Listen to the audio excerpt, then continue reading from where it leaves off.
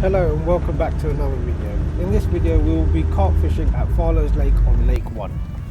Now I have fished Farlows many times before over the last 3 to 4 years, and as always Farlows is super busy, and this occasion was no different. The whole lake as well as Lake 2 was near enough full. Me and my mate that I went fishing with took a little while, and we eventually did find some swims on the factory bank. I was in peg 46, a peg that I've actually fished before, so the first thing I did was get 2 rods out on solid bags on a few spots I had remembered from previously. Then it was time to get the house set up and get ready for the day's fishing.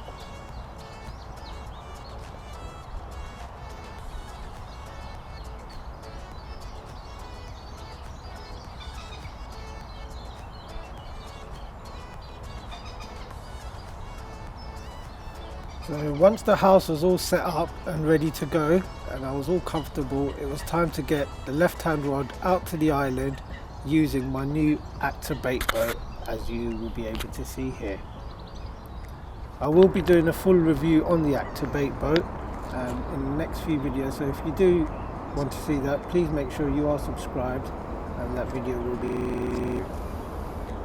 Here I am, loaded up the Ikson bait boat. We can get it in the water and get it nice and tight up to the island, where I have had previous fish from the island before, but I couldn't cast right tight up to it because of the overhanging trees. Farlows has now allowed bait boats on the complex, which they never previously did, so this is actually my first time using a bait boat on Farlows, as well as it being my first actual bait boat. As you can see there, I've just grabbed the line, so when I do get it to the actual island I can tighten up a little bit and actually feel the solid bag down to the lake bed.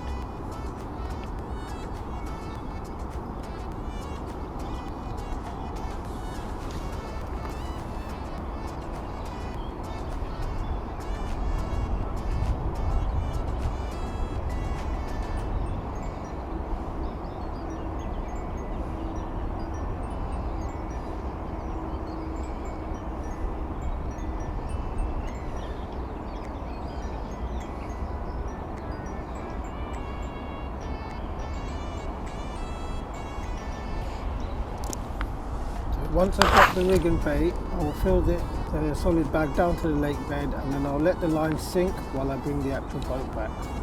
Once the boat is back, I will then tighten up my line, clip up my bobbin, and that rod will be fishing.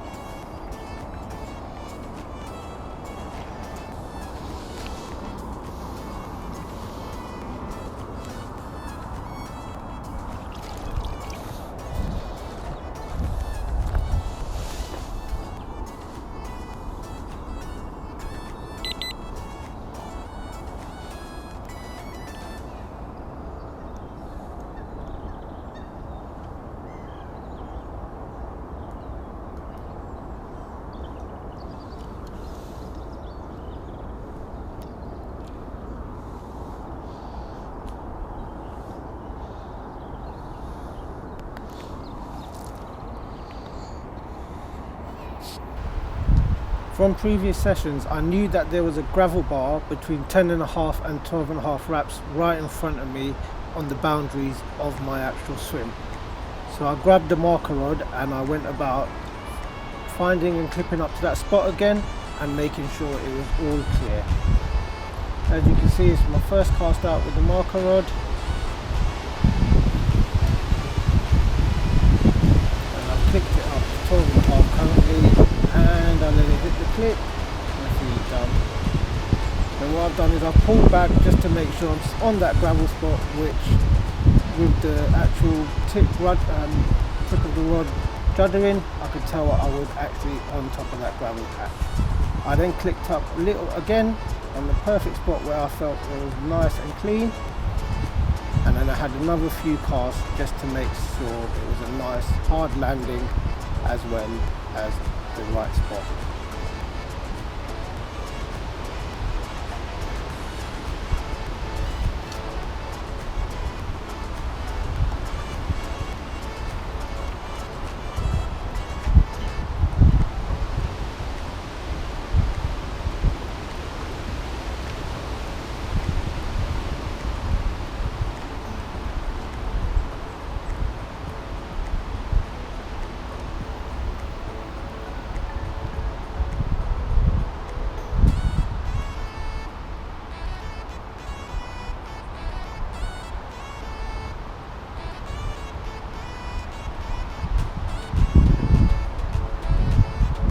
did have a good few casts just to find the edge of the spots and to work out how big the spot is and if I could get both of my other 2 rods onto the same spot.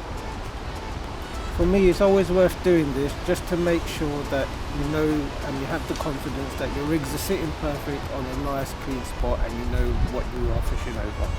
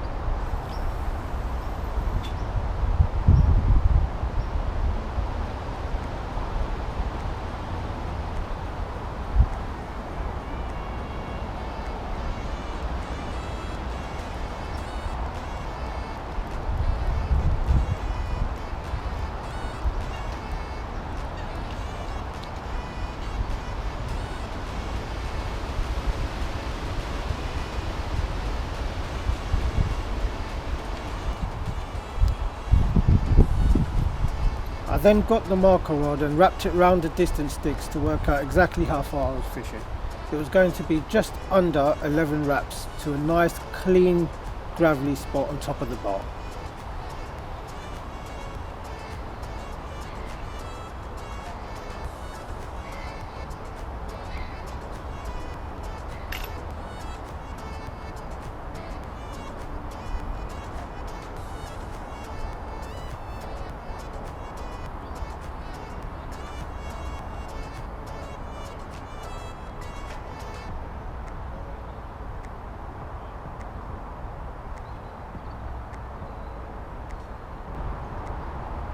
I then wrapped up both my fishing rods to this exact same distance.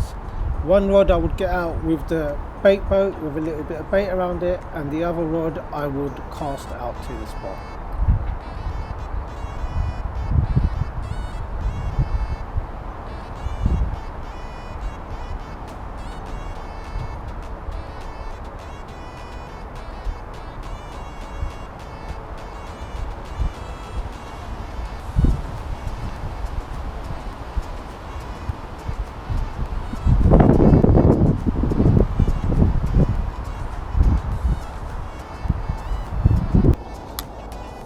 So as mentioned, I flicked one rod out on the clip, and the second rod I was going to get out with the bait boat with a bit of bait around it. I also decided that I would make up some more bait and spot some over the area, so there's not just one lump of bait that's come out of the bait boat and looking very suspicious to the fish.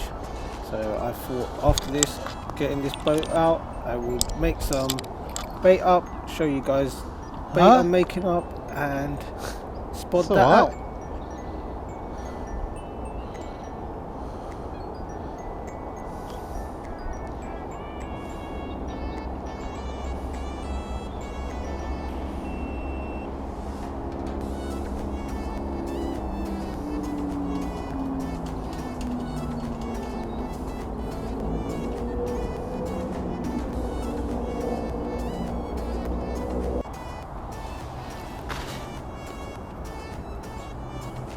In this bucket I had some DNA S7 boilies at 17mm as well as some 2mm crayfish mini mix pellets. What I did first of all was crush up in my fingers the boilies, make them into half bits, and I also left a few full bits in there.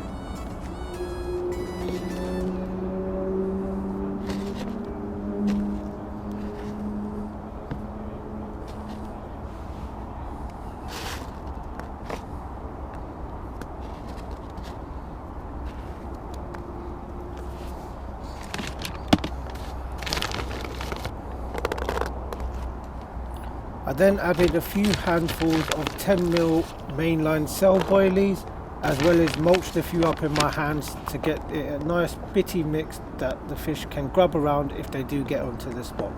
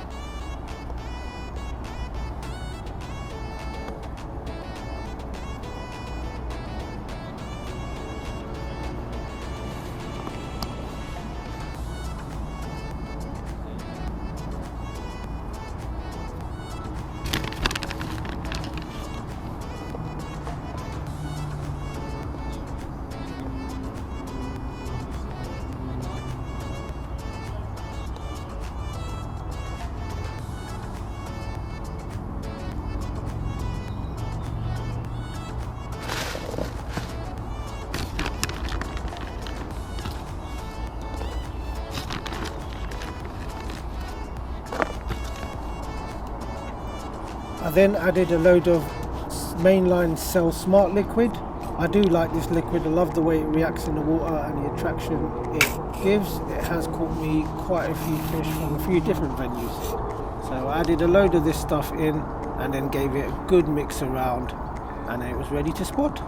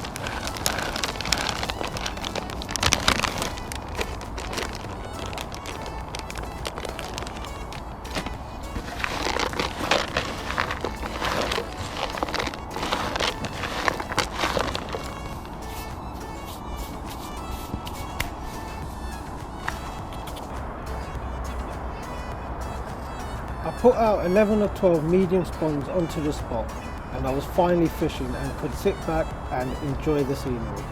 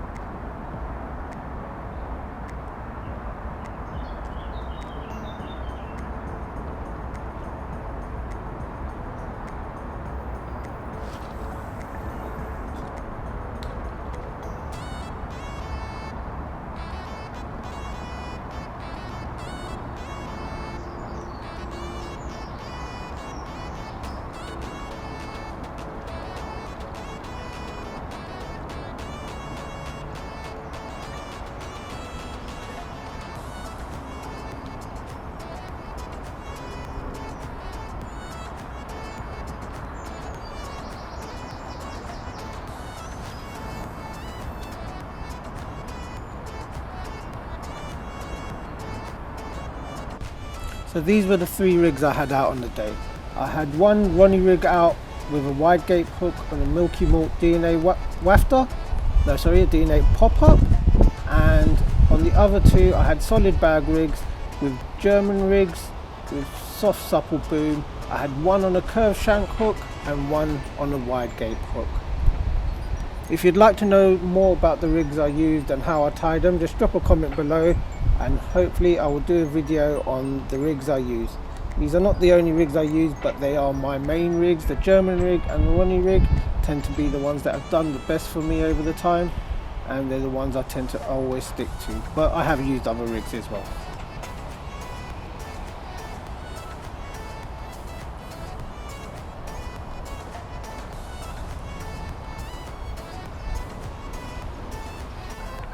The fish was showing out long in the middle of the lake, and for me that resulted in a blank session. But my mate in the swim next to me, who could get out to them distances, actually managed a nice 16-pound leather mirror carp, and I'll show you that now. I was awoken at 2:30 in the morning by my mate saying I've got one in the net, and he had this beautiful 16-pound leather mirror carp.